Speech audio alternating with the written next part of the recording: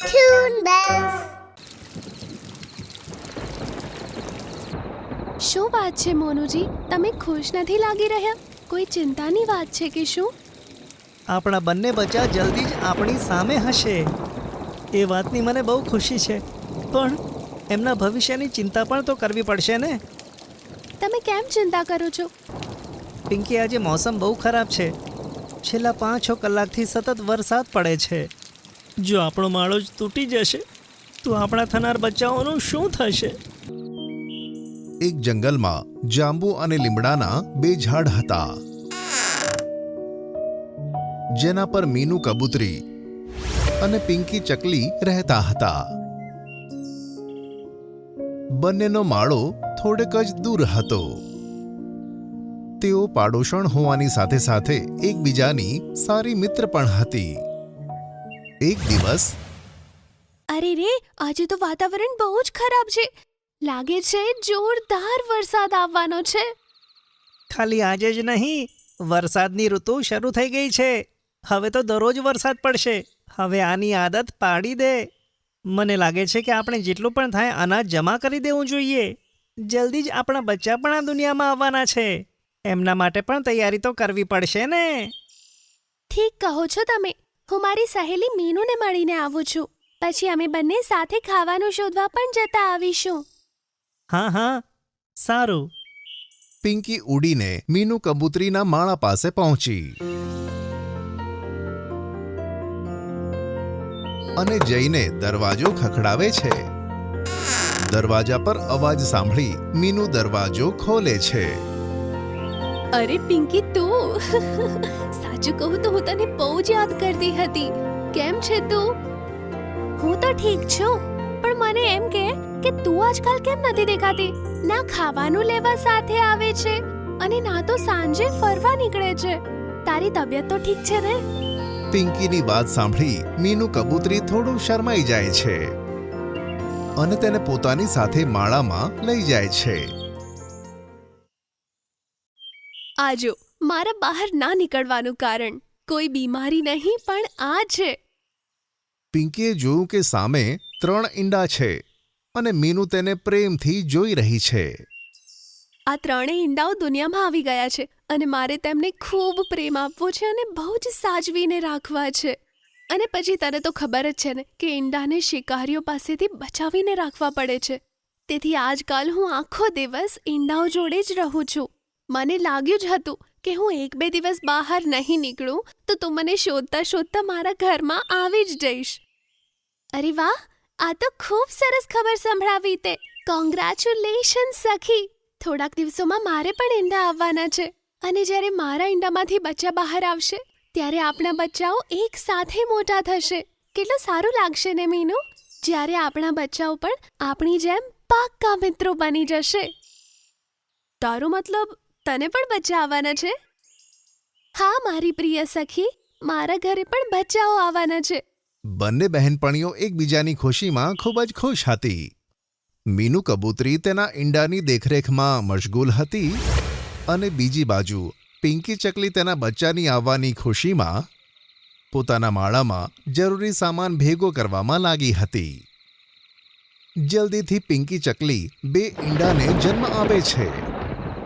શું વાત છે મોનુજી, તમે ખુશ નથી લાગી રહ્યા? કોઈ ચિંતાની વાત છે કે શું?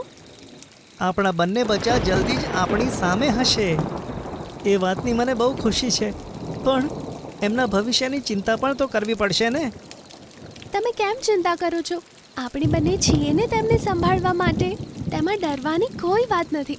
આપણે બંને આપણા બચ્ચાઓને ખૂબ સારી રીતે સાચવીશું. પિંકી, આજે મોસમ બહુ ખરાબ છે. છેલ્લા 5-6 કલાકથી સતત વરસાદ પડે છે. થોડી વાર પહેલાં જ રાણી મોરનીનો માળો ઝાડની શાખાઓમાંથી તૂટીને નીચે પડ્યો. એ તો સારું છે કે તેના ઈંડા ન હતા, નહીં તો આજે બહુ અનર્થ થઈ જાત. હે ભગવાન, હું તો કેટલાય દિવસોથી માળામાંથી બહાર જ નથી નીકળી, એટલે મને ખબર જ નથી કે આજુબાજુ શું ચાલી રહ્યું છે. બિચારા રાણી બહેન કેટલી તકલીફમાં હશે ને. રાણી તો તકલીફમાં છે જ, પણ સાથે આપણને પણ ખતરો છે. આપણો માળો પણ જાંબુના ઝાડ પર છે અને તું તો જાણે જ છે આવા વરસાદમાં જાંબુનું ઝાડ કેટલું નબળું પડી જાય છે. જો આપણો માળો જ તૂટી જશે તો આપણા થનાર બચ્ચાઓનું શું થશે? શુભ શુભ બોલો જી, તેવું કંઈ જ નહીં થાય. મને ભગવાન પર પૂરો ભરોસો છે. તે આપણી સાથે આટલું ખોટું તો ના કરી શકે. મોનુ અને પિંકી ડરેલા બેઠા હતા. બીજી બાજુ મીનુ કબૂતરી પણ તેના માળામાં વરસાદથી ગભરાઈને પોતાના ઈંડાની પાસે બેઠી હતી. બસ બહુ થયું ભગવાન, હવે તો આ વરસાદ બંધ કરી દો. વાદળોનો ગડગડાટ સાંભળીને મારું મન બહુ જ ગભરાય છે. 2 દિવસથી કંઈ ખાધું પણ નથી. લાગે છે વરસાદ ઓછો થઈ ગયો છે. મારે બહાર જઈને કંઈક ખાવાની વ્યવસ્થા કરવી પડશે. વરસાદથી હું બચી તો જઈશ જ, પણ પછી એવું થશે કે હું ભૂખથી મરી જઈશ. અને જો મને કંઈક થઈ ગયું તો મારા ઈંડાનું શું થશે? મીનુ કબૂતરી દુઃખી થઈને પોતાના માળાની બહાર નીકળી અને કંઈક ખાવાનું શોધવા લાગી. મને હમણાં યાદ આવ્યું કે મારી સહેલી પિંકીનો માળો જાંબુના ઝાડ પર જ છે. એક કામ કરું, પિંકીના જાંબુના ઝાડ પર જઈને જ ત્યાંથી થોડાક જાંબુ લઈ આવું. તે જ બહાને પિંકીને પણ મળી લઈશ. મીનુ કબૂતરી જાંબુ લેવા માટે પિંકીના ઘરે આવી. પણ જેવી મીનુ ઝાડમાંથી જાંબુ લેવા લાગી, એકવાર જોરથી હવા આવવા લાગી અને ઝાડની મોટી ડાળી તૂટીને તેની ઉપર પડી ગઈ. તે ખરાબ રીતે ઘાયલ થઈ ગઈ. ઝાડી તૂટવાનો અવાજ સાંભળી પિંકી અને તેનો પતિ પણ માળાની બહાર આવીને જુએ છે. મીનુને લોહી લુહાણ જોઈ પિંકી તો ખૂબ જ ડરી ગઈ અને આંખમાંથી આંસુ આવી ગયા. મારી પ્રિય સહેલી મીનુ, શું થયું તને?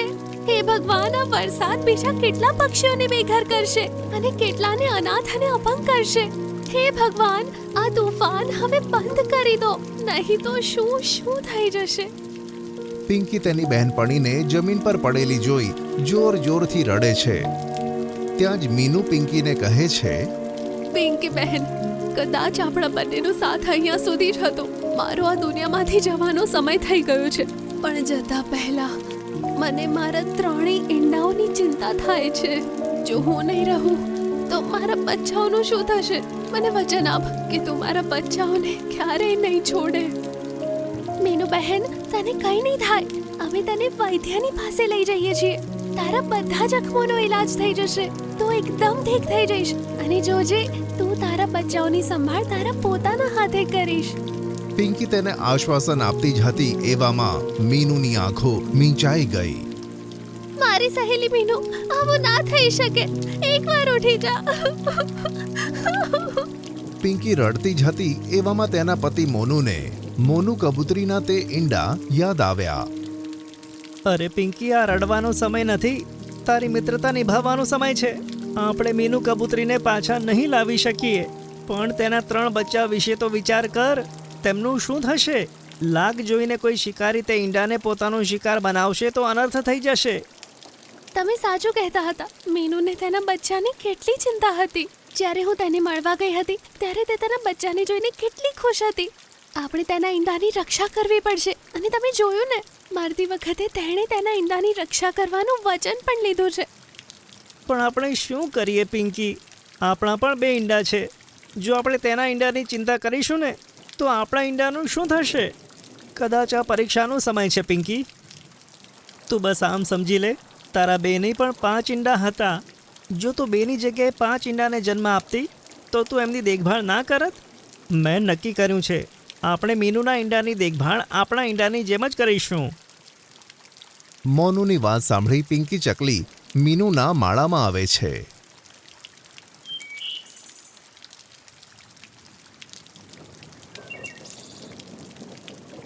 અને તેના ઈંડાને પોતાના માળામાં મૂકી હવે 5 ઈંડાની દેખભાળ માં બનીને કરે છે.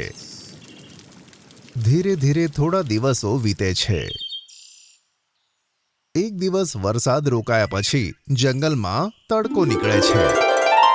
આજે તો જંગલમાં તડકો ખીલ્યો છે. લાગે છે વરસાદની ઋતુ જતી રહી. ઘરમાં જે અનાજ હતું તે બધું ખતમ થઈ ગયું છે.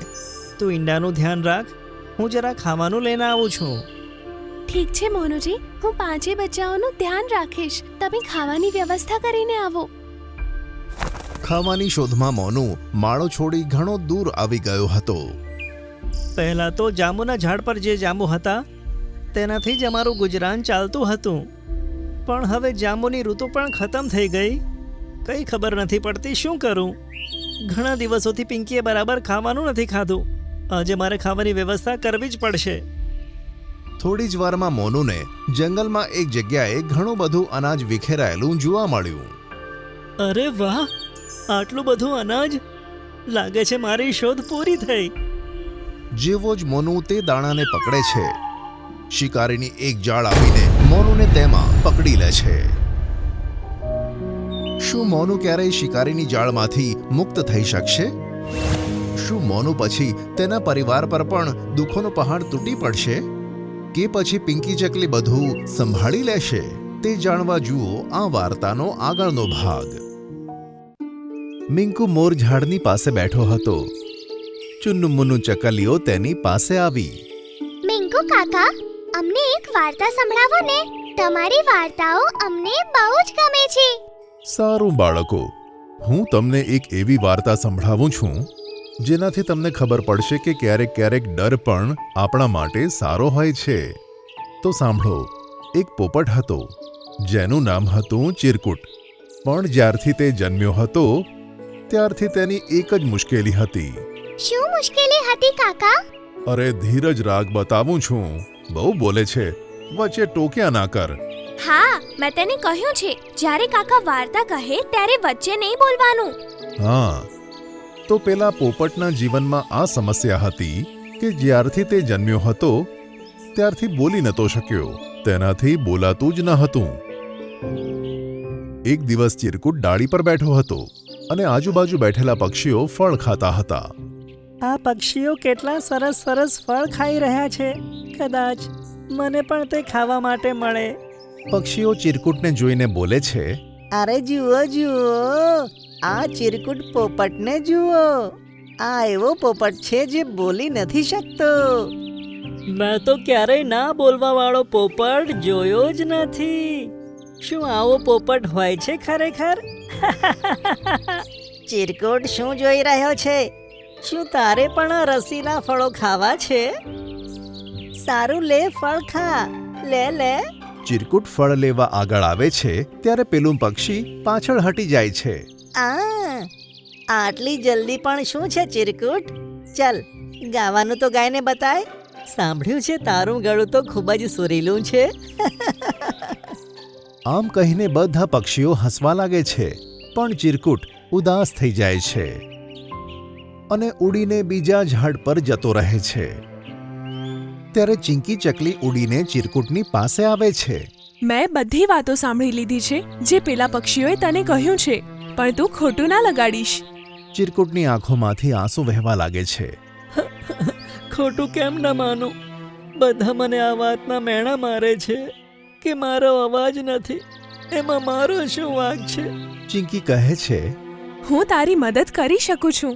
હું એવા પક્ષીને જાણું છું જે તારી મદદ કરી શકે છે. એમ? શું ખરેખર એવું થઈ શકે છે? હું ખરેખર બોલી શકું છું? હા ભાઈ, કેમ ન થાય. તું મારી સાથે ચાલ. તું બોલીશ પણ અને બીજા પશુ પક્ષીઓ સાથે વાત પણ કરીશ.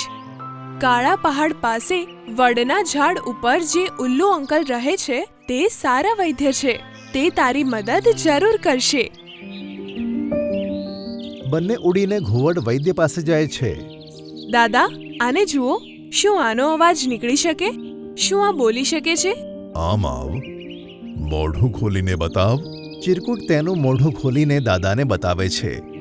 ત્યારે ઘુવડ કહે છે, આનો અવાજ એટલા માટે નથી આવતો કારણ કે તેને આજ સુધી બોલવાનો પ્રયત્ન પણ નથી કર્યો. તેનું ગળું અને જીભ તો બરાબર છે, પણ જામ થઈ ગયા છે.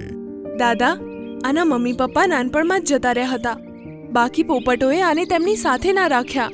તેથી જ આ બોલવાનું નહીં શીખ્યો હોય. કદાચ કાકા તેથી જ આણે બોલવાનો પ્રયત્ન નહીં કર્યો હોય. નાનપણમાં કોઈએ બોલવાનું નથી શીખવાડ્યું તેથી જ આવું છે.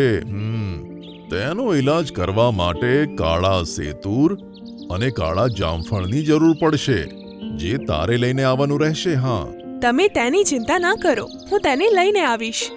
ના ના, જેનો ઈલાજ કરવાનો છે તેણે જ કાળા સેતુર અને જામફળ લાવવાના રહેશે. પણ કાકા, તેનું ઝાડ જે જગ્યાએ છે ત્યાં કાગડાઓ રહે છે અને તે ખૂબ જ ક્રૂર છે. બીજા પક્ષીઓને હેરાન કરે છે. પણ તેને તો ત્યાં જ જવું પડશે. બીજો કોઈ રસ્તો નથી. ત્યારે ચિરકુટ ઉડતો ઉડતો કાળા સિતુરના ઝાડ તરફ જાય છે. ઉડતા ઉડતા તે વિચારે છે, આ કેવી મુસીબતમાં નાખી દીધો છે. મને તો કાગડાઓથી બહુ બીક લાગે છે અને હવે તેમનો જ સામનો કરવો પડશે. ઝાડ પાસે પહોંચીને અરે, લાગે છે કે કોઈ કાગડો ત્યાં નથી. જલ્દીથી હું સેતુર તોડીને આવું. ચિરકુટ તેની ચાંચમાં 2-3 સેતુર દબાવી લે છે અને જેવો પાછળની તરફ ફરે છે તેવો તેને કાગડાઓ ઘેરી લે છે. ગૂંગા પોપટ, શું હાલ છે? શું તું ચોરી કરવાનું પણ શીખી ગયો? ચિરકુટ કશું જ કહ્યા વગર ઉડવા લાગે છે. ત્યારે કાગડાઓ તેનો પંજો પકડીને કાળી ગુફા તરફ લઈ જાય છે અને દરવાજો બંધ કરી દે છે. અંધારામાં ચિરકુટ ડરી જાય છે. પછી કાગડાઓ બહારથી કહે છે, હવે એક સાપ આવશે અને તને ખાઈ જશે. આમ કહીને એક મોટું દોરડું ચિરકુટ ઉપર ફેંકે છે. ચિરકુટને લાગ્યું કે સાપ આવી ગયો અને તે સાપના ડરથી બૂમ પાડે છે. બચાવ, બચાવ, બચાવ! તેના ડરથી તેનો અવાજ આવી ગયો હતો. પછી ઘુવડ કાકા આવે છે અને તેને કાળી ગુફામાંથી નીકાળી દે છે. ચિરકુટ બધી વાત દાદાને સંભળાવે છે. મને ખબર પડી ગઈ હતી કે તે ક્યારેય બોલવાનો પ્રયત્ન નથી કર્યો. તેથી મેં તને કાગડાની પાસે મોકલ્યો, કારણ કે તે બધા પક્ષીઓની સાથે આવું જ કરે છે. હું જાણતો હતો કે તારો અવાજ લાવવા માટે આ એક જ રીત છે. જેવો જ તું ડરી ગયો તો પોતાનો જીવ બચાવવા માટે બૂમ પાડી. હા કાકા, તમે સાચું કીધું. તેના લીધે જ મારો અવાજ આવી ગયો.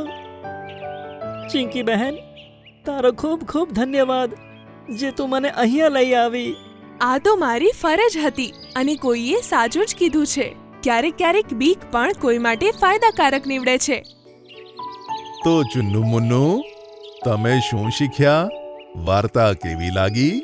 વાર્તા ખૂબ જ સરસ હતી કાકા. અને અમે શીખ્યા કે ડરવું પણ જરૂરી છે. ડરથી લડવાની હિંમત મળે છે. સારું કાકા, હવે અમે જઈએ. ફરી આવીશું તમારી પાસે.